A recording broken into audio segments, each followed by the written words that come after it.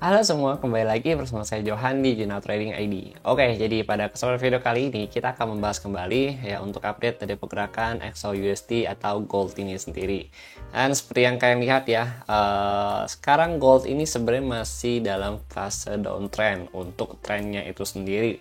Dan kemarin kita memang ada bahas beberapa zona ya di 1 hours ya, itu untuk sell point dan terlihat kalau market itu strike push dari area QM terakhir yang kita bahas kemarin gitu. Ya nggak apa-apa karena memang kemarin itu juga belum ada konfirmasi ya. Saya kemarin juga ada info ke bagian learning ya, di sini coretan Outlook Futures ya gitu ya. Di Outlook Futures ini nah untuk zona ini nih ya, ini kan ada 1, 2, 3 area pantau sell kan. Nah, ada beberapa zona tambahan untuk pantauan sell ya, masih butuh konfirmasi untuk masuk dalam bentuk QM atau FVG. Jadi karena belum ada QM atau FVG ya, ini saya lepas semua untuk zonanya gitu teman-teman. Dan kalau kita perhatikan pun hari ini pun ya, kalau kita lihat nih market masih cenderung untuk nge-ranging ya, karena posisinya ya itu besok itu masih ada yang namanya Jackson Hole ya, atau pidato mengenai proyeksi ekonomi dan juga rencana ya kedepannya kebijakan The Fed tuh bagaimana. Nah itu yang ditunggu-tunggu oleh market teman-teman gitu. Itu yang ditunggu-tunggu sama market. Jadi penentu nih ya antara market mau bearish atau bullish ya, itu ada di situ semua teman-teman. Lalu di akhir minggu juga ada pertemuan 3 negara, US, Ukraine sama Rusia. Ya ini mau membahas mengenai perjanjian perdamaian mengenai geopolitik teman-teman gitu. Jadi cukup banyak event ya di akhir minggu ini dan luar biasa sekali event-eventnya. Ini bisa terjadi unpredictable move ya, dan harus tetap hati-hati untuk kalian yang mau trading di akhir pekan ini teman-teman. Terutama untuk kalian punya posisi, lebih baik dipikirkan kembali kalau kalian mau hold position ya, pastikan itu sudah dalam posisi aman atau digeser SL plus itu agak lebar dikit teman-teman gitu. Kenapa? Itu mengurangi spread yang akan terjadi pada saat market buka nanti gitu. Kita nggak ada salahnya kita berjaga-jaga gitu guys ya. Gue kasih tahu lo orang dari awal nih gitu. Nah untuk hari ini sebenarnya ada satu area yang memang cukup bagus yang saya ada spill juga di learning center dan saya mau spill ke kalian di sini teman-teman ya. Nah, kemudian sebelum kita spill area ini, ya ini area entry gitu teman-teman. Nah, lalu kita mulai dulu nih ya. Untuk news hari ini ya, news itu hari ini hari Kamis ya. Untuk hari Kamis ini ada Industrial Jobless Claim, ya lalu ada the Fed Manufacturing Index ya, lalu ada S&P Global Manufacturing, sama exciting home sales gitu teman-teman. Jadi dari jam 7.30 sampai jam 9 malam itu ada news untuk US semua gitu. Dan kalau kita lihat dari bagian exciting home sale-nya pun ini memang cenderung sedikit mengalami pelemahan ya, tipis banget gitu.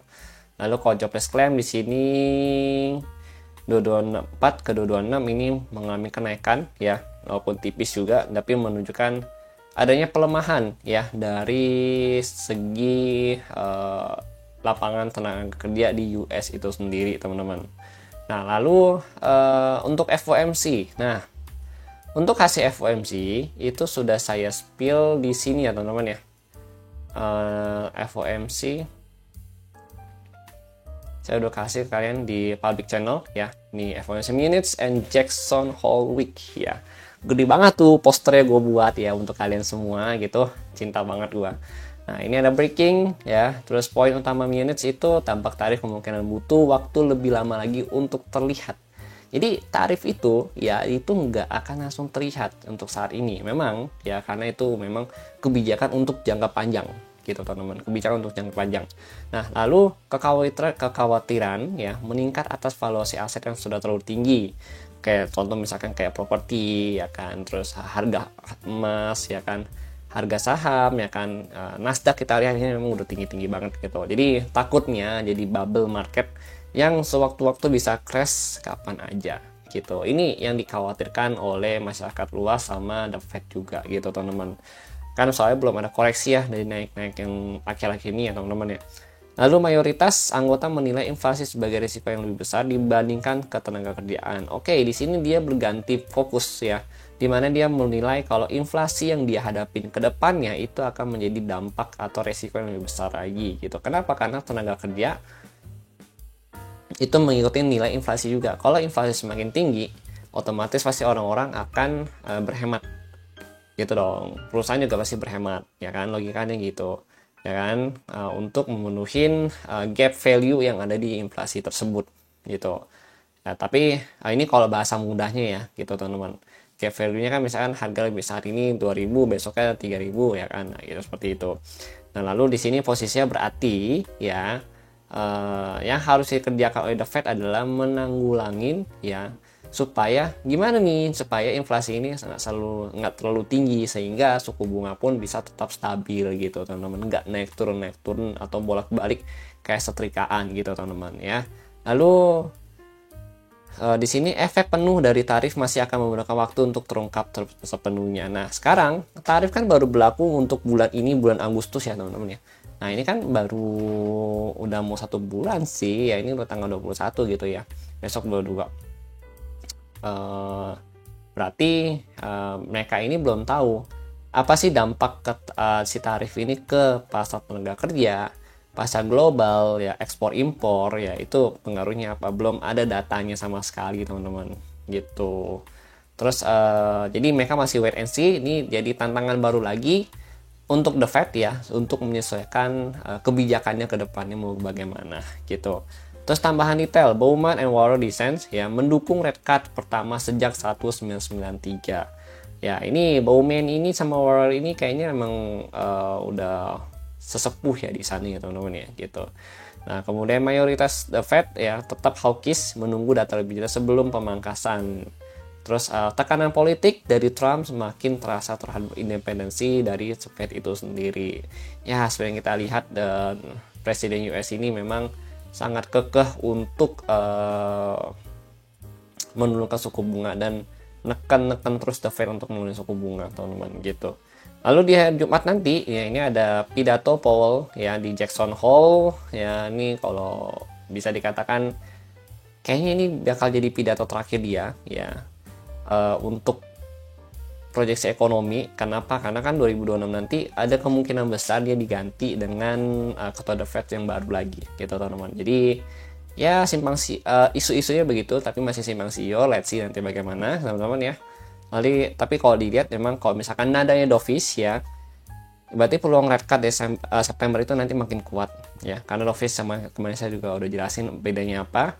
Terus nada hawkish berarti sinyal suku bunga itu tinggi dan lebih lama gitu, berarti ini kan tidak ada pemangkasan teman-teman gitu. Kalau dovish berarti dia ada rate cut. Nah ini yang perlu kita perhatikan di hari Jumat nanti. Makanya gue bilang ke lu orang gitu ya, jangan ada hold position, takutnya di hari Senin nanti itu masih berefek, dan who's know gitu ya, market nanti mau meresponnya bagaimana gitu. Kalau memang benar dia itu bisa dovish ya, berarti kan posisinya red card jadi nih. Kemarin kita juga lihat red card itu di sini ya.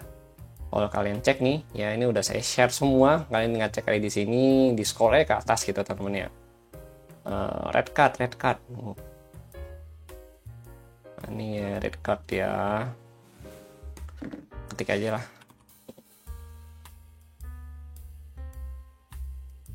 Ini red card. Oh, di atas lagi teman-teman.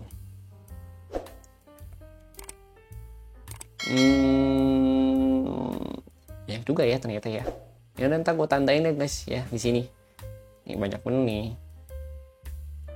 Ternyata wow, lo orang kalau ngeliat sih sedih gua. Bener ya, red card ya. The Fed Watch tuh lama. Cari di webnya aja langsung ya.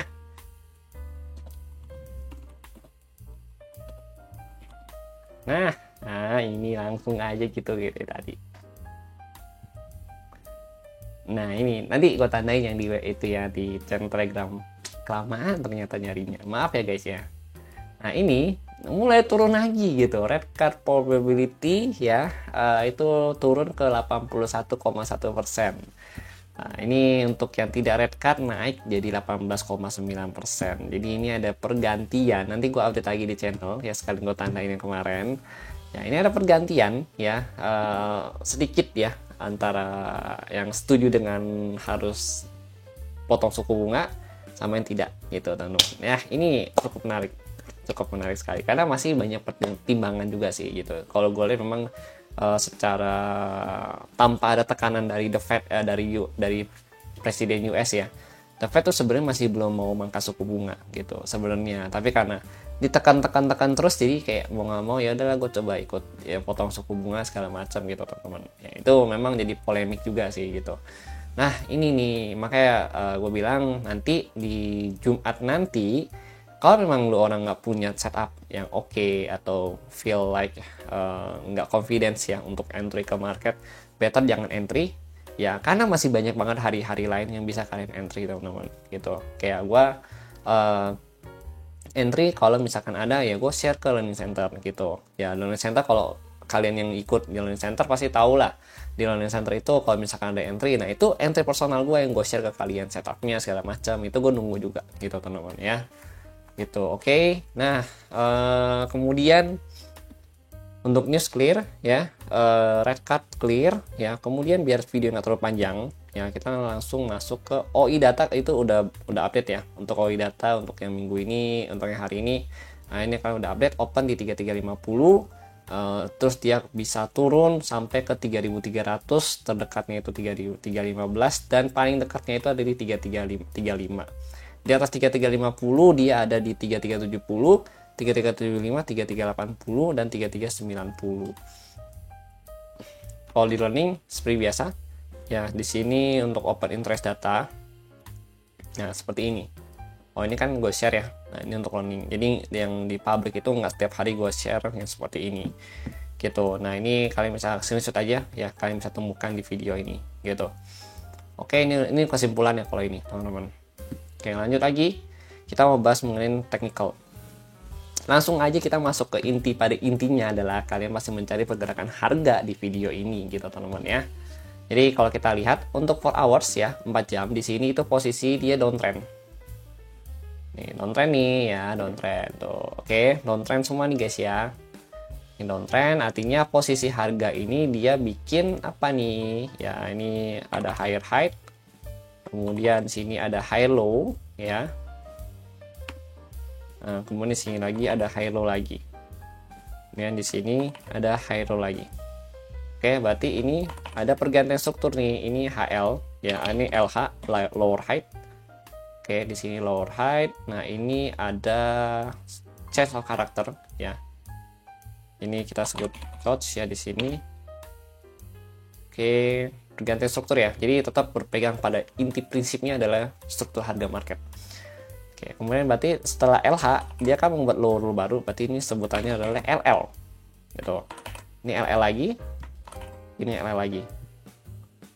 Oke, nah ini ada LL-nya ya. Jadi jelas nih strukturnya kalau begini kan. Jadi kalian nonton video pun walaupun analisa harian, tetapi tetap bisa kalian pelajarin juga untuk kedepannya video-video seperti ini teman-teman ya. Nah ini gue ajarin orang cara cari QM ya. QM itu ya ini.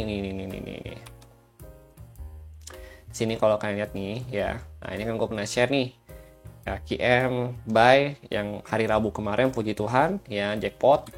Terus ini QM sell yang udah kita bahas kurang lebih 1 minggu atau 2 mingguan, itu di time frame 4 jam akhirnya kejemput juga teman-teman. Kita bahas tuh benar-benar dari sini nih. Nah di sini ya kita udah mulai bahas nih.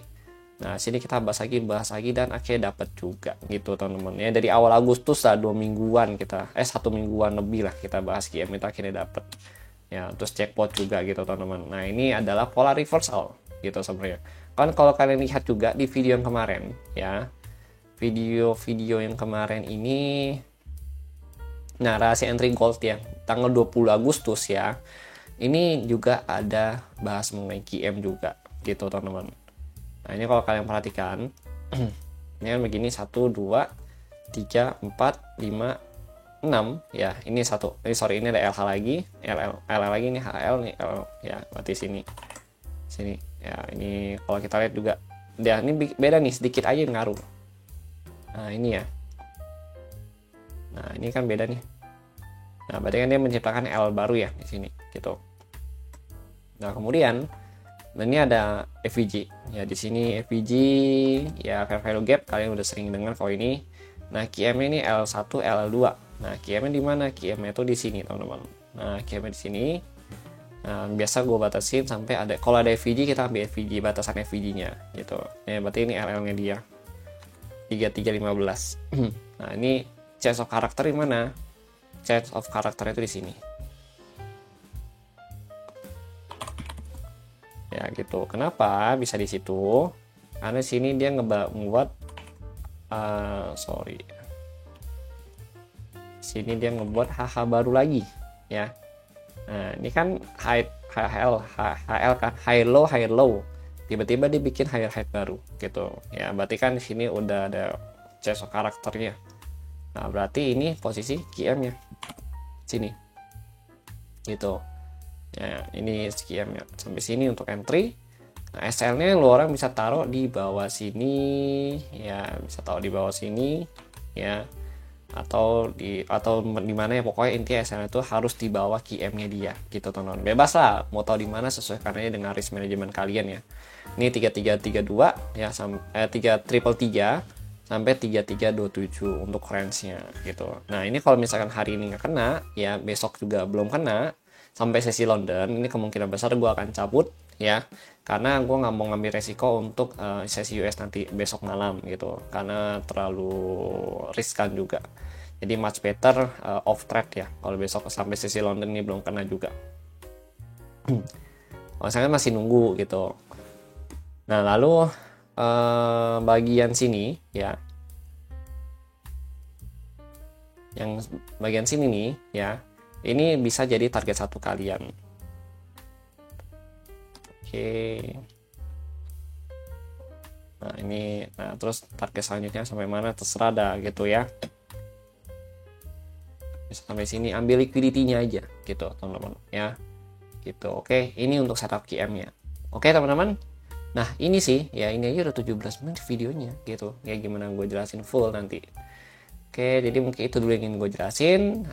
Ini jangannya intinya adalah kalau kalian mau entry sini, ya ini tetap ada resikonya, dan usahakan untuk tetap atur resiko dan not manajemen kalian dengan baik, gitu teman-teman. Dan besok kalau memang ada beberapa berita yang memungkinkan kita untuk nge-entry, saya nggak akan validin lagi game ini, jadi jatuhnya invalid ya, dan saya nggak akan entry lagi di game ini sampai kemungkinan hari Selasa baru saya mulai entry lagi gitu teman-teman, karena kalau Senin itu biasa banyak manipulasi, jadi saya kurang suka untuk entry gitu teman-teman. Oke, jadi itu dulu yang ingin saya sampaikan.